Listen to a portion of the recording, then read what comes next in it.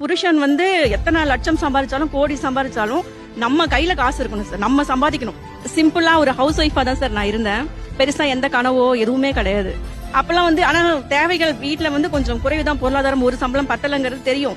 இருந்தாலும் நம்ம சம்பாதிக்கணும், நம்ம ஃபேமிலியை ரன் பண்ணணும், நம்மளால எல்லாம் இது பண்ணணும் அப்படிங்கிற தாட்லாம் அப்ப வரல. ஒரு ஃப்ரெண்டோட போயிருந்தேன், கோச்சிங் சென்டருக்கு போயிருந்தேன். அப்போ வந்து என்ன பண்ணாங்க, ஒரு காஃபி சாப்பிடலாமா அப்படின்னு கேட்டாங்க. அப்போ வந்து என்னோட கழுத்துல வந்து வெறும் மஞ்சள் கயிறு தான் இருக்கும் சரிங்களா. அப்ப என்னோட அப்பியரன்ஸ் வந்து வேற மாதிரி இருக்கும்னு வச்சுக்கோங்களேன். ஆனா அது வந்து எனக்கு பெருசா தெரியல. அப்ப போகும்போது ஒரு ரிச்சான ஒரு ஹோட்டலுக்குள்ள போயிட்டோம். ஒரு காஃபி வந்து 18 ரூபாய் அப்படின்னு போட்டிருந்தது. அந்த அவங்க வந்து என்னோட ஃப்ரெண்டு. இப்போ அவங்க கேக்குறாங்க, எங்க 18 ரூபான்னு போட்டிருக்கு, நான் குடிச்சிருவேன், நீங்க குடிப்பீங்களா? அதாவது என்கிட்ட இருக்கு, அந்த அளவுக்கு நான் இல்லாம இல்ல. ஆனா என்னோட வெளி தோற்றம் வந்து அவங்களுக்கு எப்படி காமிச்சதுன்னு தெரியல. நான் குடிப்பேன், நீங்க குடிப்பீங்களா? அப்ப தோணுச்சுங்க சார். அதாவது புருஷன் வந்து எத்தனை லட்சம் சம்பாதிச்சாலும் கோடி சம்பாதிச்சாலும் நம்ம கையில காசு இருக்கணும் சார். நம்ம சம்பாதிக்கணும். இப்போ வந்து நம்ம ஏன் இப்படி இருக்கணும்? அவங்க பார்வைக்கு நம்ம ஏன் இப்படி இருக்கணும்? நம்மளோட தேவைகள் அதிகமா இருக்கும்போது நம்ம சம்பாதிச்சாகணும், நம்ம வேலைக்கு போகணும், வெளி உலகத்துக்கு போகணும் அப்படிங்கிற ஒரு நம்ம சம்பாதிச்சு நம்மளுக்கு நல்லது கெட்டது செஞ்சுக்கணும்.